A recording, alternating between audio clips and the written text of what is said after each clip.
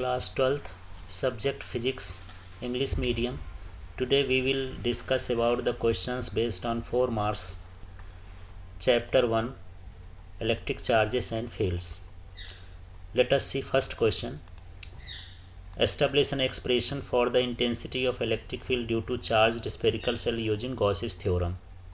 The conditions are when the point is outside the spherical cell, when the point is on the spherical cell, when the point inside the spherical cell. Or next type of question is using Gauss's theorem, prove that the electric field intensity inside a hollow spherical conductor is 0. Both questions are same and both has same derivation. Let's see. This is the answer. Electric field intensity to charge spherical cell. Let the center O and radius R of the charged spherical cell. This is charged spherical cell. Its center is O and its radius is R. There is a point P at the distance R from the center. This is center, and there is a point P at distance R from the center, at which we find electric field intensity. Its direction will be radially outward. The direction of electric field is radially outward, in the direction of radius, that is E. Now construct a spherical Gaussian surface with radius R and center O. Again another sphere. This is a spherical Gaussian surface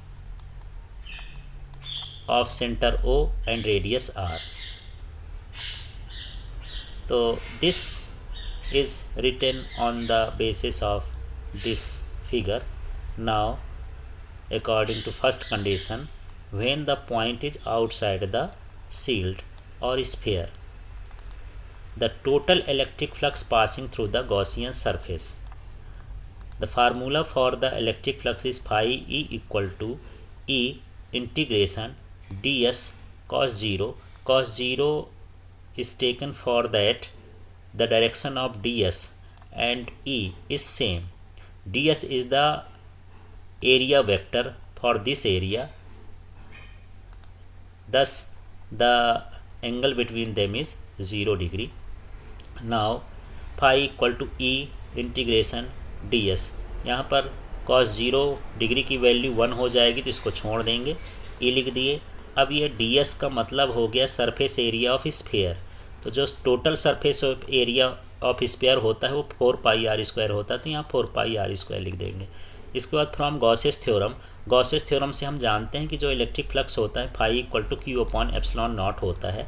आगे के step में हम देखते हैं कि यहाँ पर ये जो फाई ई था और यहाँ भी फाई ई है, तो इसकी वैल्यू कितनी है E into 4 pi R square. तो यहाँ पर फाई ई की वैल्यू पुट कर दिए, इधर क्यू अपॉन एप्सिलॉन नॉट वैसे ही रख दिए हैं. अब इसमें सारा कुछ ट्रांसपोज कर दिए हैं. जैसे यहाँ 4 पाई आर स्क्वायर है तो ये 4 पाई एप्सिलॉन नॉट तो पहले से 4 पाई चला गया तो 4 पाई एप्सिलॉन नॉट हो गया. इधर बच रहा है क्यू, तो ये क्यू अपॉन आर स्क्वायर हो गया. तो ये जो वैल्यू हो गई ये स्फीयर के बाहर वाले पॉइंट पर जो है इसका इलेक्ट्रिक फील्ड हो गया.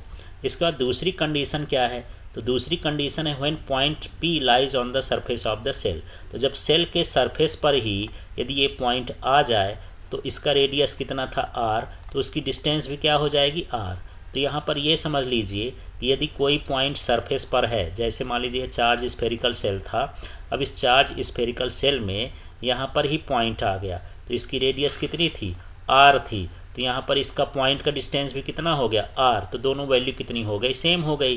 तो ये जो हमारा फार्मूला आया था उसमें स्मॉल r की जगह सिर्फ क्या कर देना है कैपिटल R. तो ये पॉइंट के लिए हो जाएगा जब पॉइंट कहाँ पर हो, स्फीयर के सरफेस पर हो. थर्ड कंडीशन हो जाती है when point P inside the shell. जब सेल के अंदर हो पॉइंट P तब हम देख लेते हैं. तो सेल के अंदर जो होता है इलेक्ट्रिक फील्ड कितना होता है, 0 हो जाता है, क्योंकि जितना भी उसको चार्ज मिलता है वो कहाँ पर होता है, उसके सरफेस पर होता है. Since all the charges on the spherical shell are on its surface, therefore the intensity of the electric field inside the shell is 0.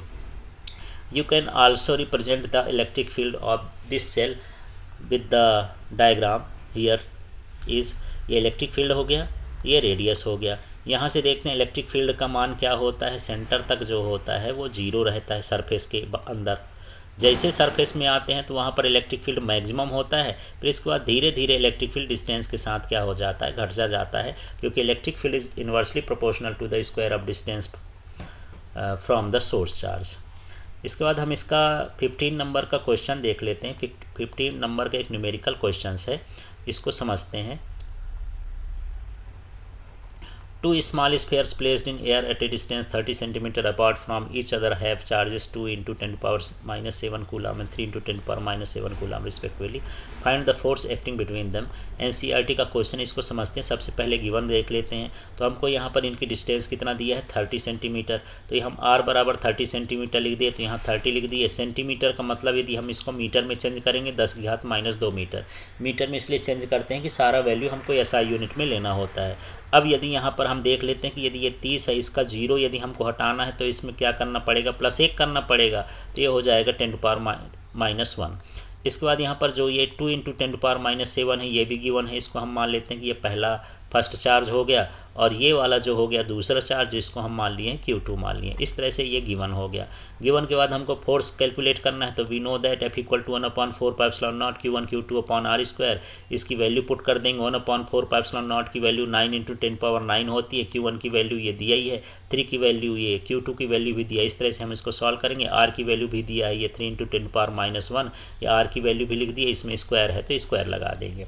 अब पहला काम होता है, जो नंबर होता है उसको सेपरेट कर लीजिए, पावर्स को अलग कर लीजिए। तो यहाँ पर हमारे पास 9 है, 2 है, 3 है, तो ये लिख लिया मैं 9 2 3, ये हम लिख लिए। इसके बाद यहाँ पर ये स्क्वायर है, इसलिए 3 को मैं 2 बार लिख लिया हम।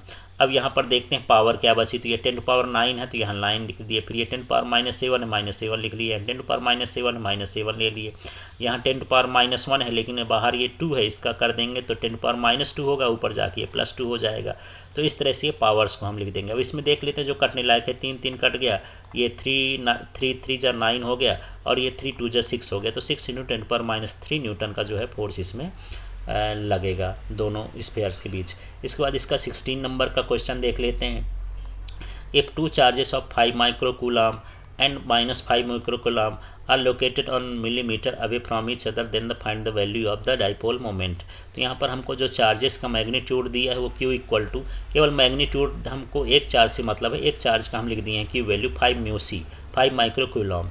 तो ये 5 हो गया इंटू 10 to power म्यू का मतलब 10 to power -6 होता है, -6 लिख दिए, कूलाम लिख दिए। फिर इनकी डिस्टेंस कितनी देख लीजिए, इनके वर्ड्स में डिस्टेंस लिखिए 1 मिलीमीटर। तो यहाँ पर जो 2L है, दोनों डाइपोल की जो लेंथ है वो 1 मिलीमीटर है, डाइपोल की लेंथ को 2L लिखते हैं। तो यहाँ 1 मिलीमीटर को मीटर में चेंज करेंगे 10 to power -3 मीटर हो जाएगा।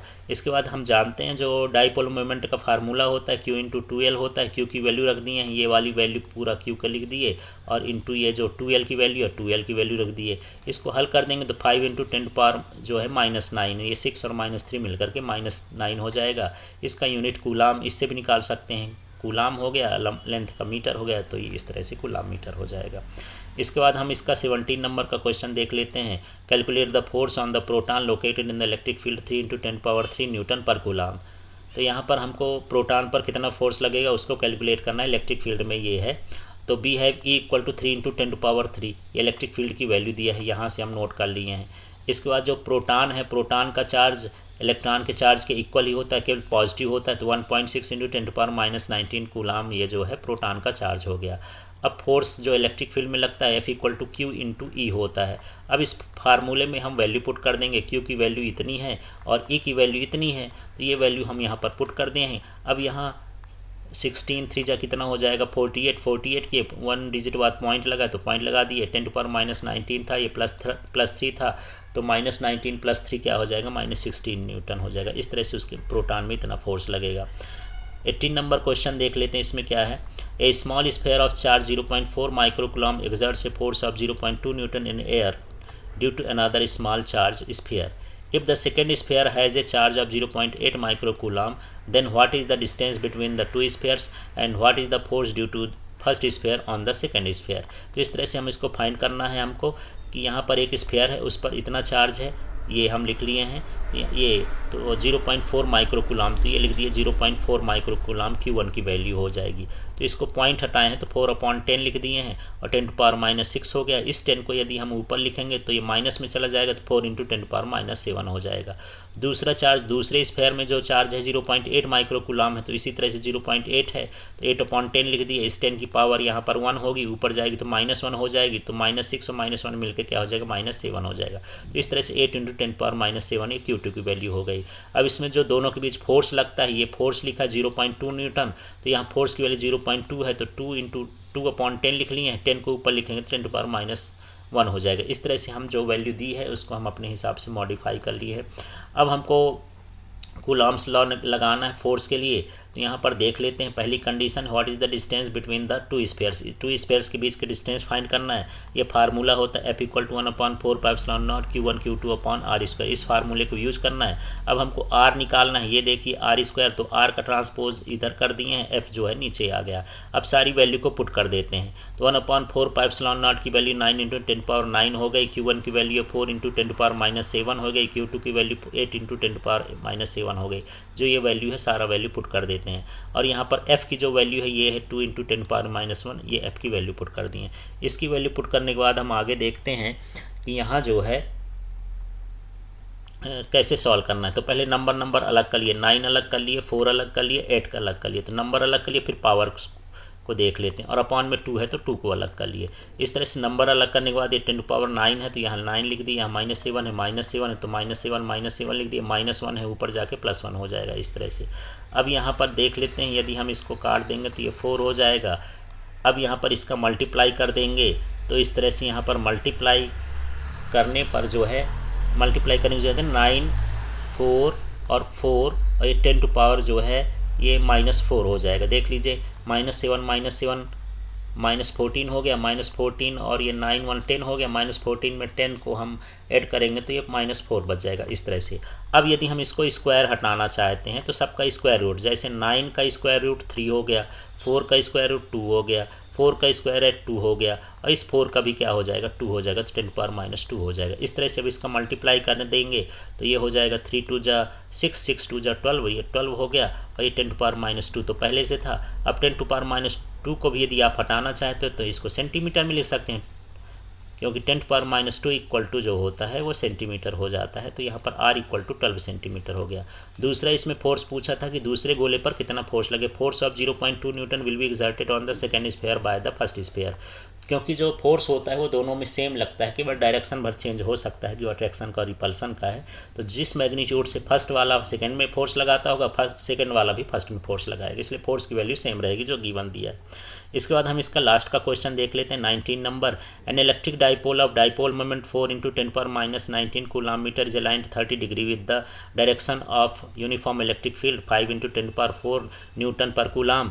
Find the value of torque acting on the dipole. तो यहाँ पर हमको टॉर्क फाइंड करना है। जो वैल्यू दिया है उसको देख लेते हैं। डाइपोल मोमेंट दिया है, डाइपोल मोमेंट को इस तरह से लिख लेंगे। यहाँ पर इलेक्ट्रिक फील्ड दिया है, इलेक्ट्रिक फील्ड को यहाँ पर इस तरह से लिख देंगे, और यहाँ पर वैल्यू डायरेक्शन दिया है एंगल का, तो थीटा = 30 डिग्री हो गया। इतना हमको क्वेश्चन से ले लेना है गिवन करके। अब हम यहाँ पर क्या निकालना है, हमको टॉर्क निकालना है। तो टॉर्क का फार्मूला होता है tau = P sin theta. Value put कर देते हैं, ये देख लेते हैं, ये पूरा का पूरा P की वैल्यू हो गई, तो P की वैल्यू यहाँ पर लिख दिए हैं। इसके बाद यहाँ पर E की वैल्यू हो गई तो E की वैल्यू रख दिए हैं, और साइन थीटा है तो यहाँ पर 30 डिग्री रख दिए हैं। अब वैल्यू पुट करने के बाद ये वैल्यू तो ऊपर का ही उतार दिए हैं, नीचे वाला भी उतार दिए। साइन 30 की वैल्यू 1/2 होती है, 1/2 लिख दिए हैं। अब इसको हल करने की कोशिश करते हैं, तो एक लिए ये हो जाएगा 2 4 जा 2 2 जा 4, और ये 2 5 जा 10 हो गया, तो ये 10 हो गया। अब यहाँ पर -9 था, 4 था, तो इसको सॉल्व करेंगे तो 10⁻⁵ हो जाएगा। अब इसके बाद यहाँ पर देख लेते हैं, यहाँ जो एक 10 और आ गया, तो इस 10 को यदि हम इधर से करेंगे तो ये कितना हो जाएगा, ये 10⁻⁻4 हो जाएगा। तो इस तरह से यहाँ पर ये 10⁻⁻4 ये वैल्यू हो जाएगी। इस तरह से यहाँ पर ये होगा, टॉर्क हो जाएगा। इसके बाद चलिए आगे का देख लेते हैं। 20 नंबर क्वेश्चन है, a piece of polythene when rubbed with wool was found to be charge with a negative charge 3 × 10⁻⁻7। ये -7 है। तो पॉलीथीन को जब हम रब करते हैं तो उसमें नेगेटिव चार्ज होता है 3 × 10⁻⁻7 पॉलीथीन से रब करने पर। अब हमको कितने इलेक्ट्रॉन ट्रांसफ़र हुए सब्सटेंस से, इसकी हमको वैल्यू फाइंड करना है। Whether there is also transfer of mass from them to polythene. क्या यहाँ पर मास का भी ट्रांसफ़र होता है? तो चलिए इसके क्वेश्चन का आंसर देख लेते हैं कैसे इसको सॉल्व करना है। तो सबसे पहले यहाँ पर हमारे पास जो गिवन है वो क्यू की वैल्यू दी है 3 × 10⁻⁷ ये 3 × 10⁻⁷ है, निगेटिव वैल्यू दी है, निगेटिव चार्ज की वैल्यू है। अब हम जानते हैं यहाँ पर जो क्वांटाइजेशन ऑफ चार्ज होता है Q = N E होता है, N = Q/E हो जाएगा। यहाँ पर N की वैल्यू निकालना है, यहाँ पर Q की वैल्यू ये पुट कर दिए हैं जो दिया है। E की वैल्यू आपको नोन रहना चाहिए 1.6 × 10⁻⁻19 कूलम। अब यदि हम इसको सॉल्व करेंगे तो कैसे कैसे सॉल्व करना है इसको देख लीजिए। यहाँ 0.1 का हटा करके हम ये 30 कर दिए तो 13/16 हो गया, -7 या -19 ऊपर चला जाएगा तो ये प्लस में हो जाएगा, तो ये कितना हो जाएगा 12 बचेगा। अब इसके बाद यदि हम इसका डिवाइड कर देंगे तो 1.87 × 10⁻, ये कितना हो जाएगा 10⁻12, और इसी को अराउंड जो है 2 × 10⁻12 लिख सकते हैं। तो इतने इलेक्ट्रॉन जो हैं ट्रांसफ़र होंगे वूल से किसमें, पॉलीथीन में, क्योंकि पॉलीथीन में निगेटिव चार्ज आ रहा है, इसका मतलब उसमें ट्रांसफ़र हो रहे हैं, वूल में पॉजिटिव चार्ज हो जाएंगे। अब यहाँ पर क्वेश्चन था क्या इसमें मास का भी ट्रांसफ़र होता है? तो क्यों, इलेक्ट्रॉन का तो मास होता है, यदि इलेक्ट्रॉन ट्रांसफ़र हुए तो मास का ट्रांसफ़र भी हो जाएगा। तो yes, there is a transfer of mass from wool to polythene. तो कितना ट्रांसफ़र हो गया, number of electrons into mass of electrons. तो नंबर ऑफ इलेक्ट्रॉन्स कितने आ गए थे 2 × 10⁻12, तो 2 × 10⁻12 लिख दिया, और यहाँ मास ऑफ इलेक्ट्रॉन कितना है 9.1 × 10⁻31 kg। इसका मल्टीप्लाई करेंगे तो इतना जो इलेक्ट्रॉन है उस पर क्या हो जाएगा, ट्रांसफ़र हो जाएगा।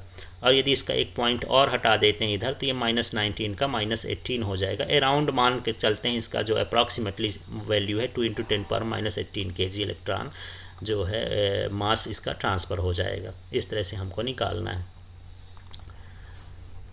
Thank you.